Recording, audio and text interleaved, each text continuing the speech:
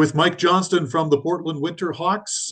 Coach, hey, let's jump right into it. It's as we speak right now, plus minus 10 days away from the start of the regular season. Your group's gone through a training camp. You've had a chance to see your team and your young guys in action in a couple of preseason games. In general terms, tell me about how your group is feeling and how excited everybody is to kind of get a new season underway in Portland. Well, the interesting thing this year was at our training camp because, as you know, we had two age groups in the draft this year, 06s and 07s. So there were quite a few players that we hadn't seen as a coaching staff. So it was really interesting with that larger group that you had just recently drafted, almost 22 players we were taking a look at for the first time. I had watched a couple of the guys play at the WHL Cup, the 06 age group, but the 07, I hadn't seen any of those guys play at all.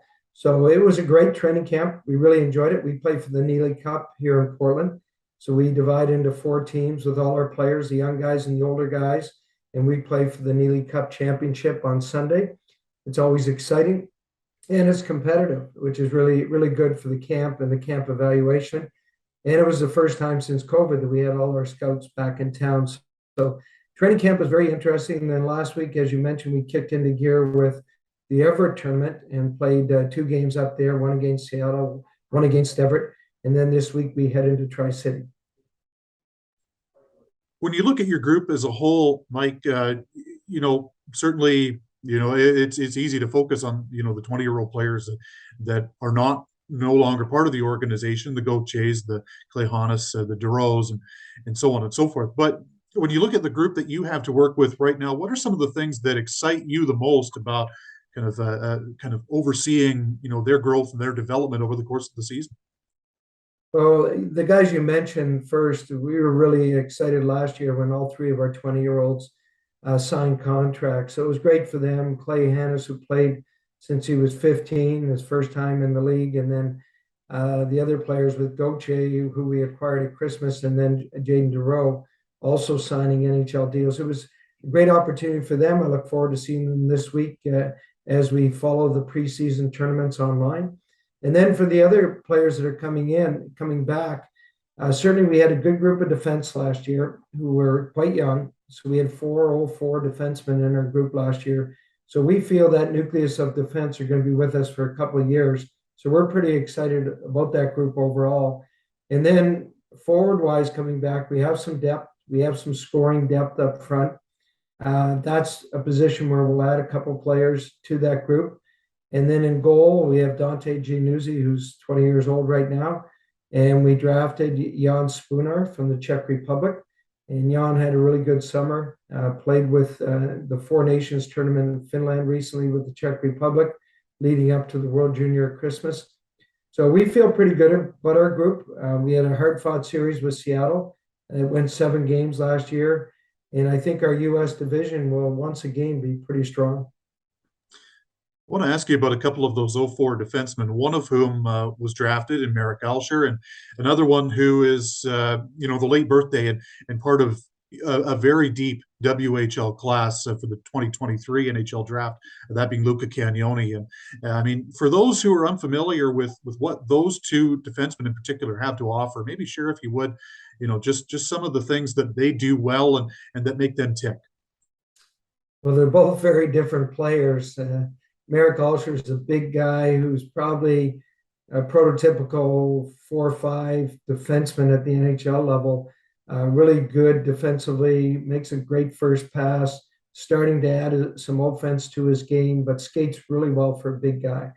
Luca Cagnoni, an undrafted player to the Western Hockey League, which is a really good example for a lot of young kids out there that get concerned when they're not drafted. It's a great story out of Burnaby. Some of our scouts really liked him, but he was a small guy and people were unsure how big he might get or whether he could play in our league.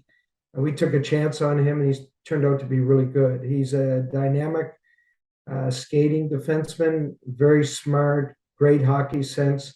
I would expect he'll be a high draft pick this year. But both of those guys, and then with Ryder Thompson and with Josh Morey, that rounds out our group of 04 defensemen, and that's a pretty good core. Tyson Kozak, another player that signed an NHL contract over the offseason, a seventh round selection of the Buffalo Sabres. And this is a guy that was certainly a heart and soul of your team last year, a co-captain with your group. How rewarding was it for the organization to see Tyson kind of secure his professional future in the Sabres organization over the summer? Well, it's always really exciting when any of our players can sign. But I think that's interesting about Tyson is when we drafted him, he was a little bit of a later pick. We really liked him as a player. And then all of a sudden, I thought he transitioned to an extremely competitive player that we didn't really know when we drafted him. We thought he might be a good two-way center, but he turned out to be a hard-nosed player who could play at both ends of the rink.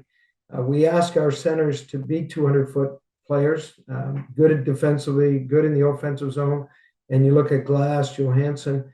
But I thought Tyson really emerged last year as an overall player. And that's why Buffalo, I don't think we're going to get him back from Buffalo. I think he'll certainly stay probably in Rochester, I would expect, to start the year for sure. They like him a lot. And he's come a long way over the last couple of years, but certainly a heart and soul player for us last year. We'll miss him, but we have some other guys up front that I know are waiting to take those minutes. Yeah, we talked to, obviously James Stefan, who was a big contributor for you guys as well. And, you look at a guy like Jack O'Brien, who seems poised to have a breakout year as well. I mean, before I let you go, Mike, just tell me about some of the forwards you have in the fold that you guys are excited about. Well, two guys that had injuries last year, Robbie from Delorme, an overage player for us this year, over a point a game last year, but was injured quite a bit. I think he's going to have a great year. He's going to be an important piece for our leadership group. And then we have Dawson Pasternak, who came back to the league from Chicago in the USHL, was playing really well, starting to break out, and all of a sudden he got an injury that ended his season. But he looked really good right now in training camp and the exhibition game that he played. So I expect those two guys who we didn't really have for the full length of the year last year to really help us out up front. And then you've got Gabe Clausen, Stefan, Jack O'Brien. And I think, Marcus Newen took a huge step last year along with Chizowski as 04s, Aiden Littke. Those are guys that we need those guys to bump up. And usually in our league, you see that players come in at 16, then at 17, they take a significant step. But at 18, 19, they've got to be core guys. They've got to be the guys that are your power play, penalty kill guys that drive your team night in and night out, big game players. So we expect a lot from that forward group.